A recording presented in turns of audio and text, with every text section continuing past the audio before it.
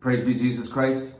If a Catholic school teacher who teaches religion were to come up to me and say, Father Mark, my students, some of them don't really believe in God. And a lot of them, they don't appreciate their Catholic faith. A lot of them, they're going to be nones pretty soon. They're going to identify as not being part of any religion. What is one book that I can give them that might help them to appreciate their faith, help them to believe in God? Well, my answer would be the book Our Lady of Kibeho by Immaculate. Now, of course, it depends where a student is at. First of all, a student has to be open. The Lord says some people, they won't even believe if they see someone rise from the dead. The student has to be open and also has to be ready. There's a mysterious timing in our life. There's a point in our life where it seems like we're ready to receive the good news. Also, in terms of books, some people need a certain type of message. I have a friend, he had his conversion by reading about the theology of the body. I've heard of people complete awakening in the faith by reading some good Christian Orthodox spirituality, something like the Philokalia. I know a lot of people who are deeply touched and transformed by the imitation of Christ. Myself, when I read about St. Joseph Cupertino as a young person, it totally rocked my world. It woke me up. So again, there's not, I don't think, one book that will just touch everyone in the way they need to be touched. Also, Jacques Philippe's books on spirituality. Someone might read one of those and just have an awakening in the faith.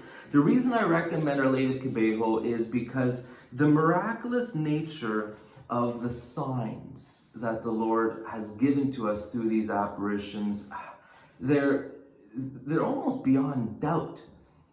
And they're also recent. For example, on page 140, the Immaculate speaks about the mystical journeys. Some of the visionaries were taken to heaven. They were shown heaven and some also purgatory and hell. But when they were on their mystical journeys, they entered into a state that seemed like they were dead.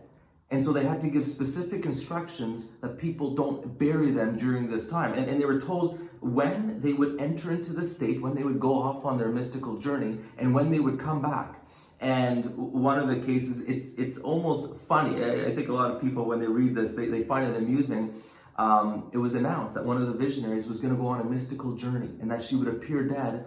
And there was already a commission set up by the bishop to study and investigate these visionaries. And so the journalists showed up to cover the whole story.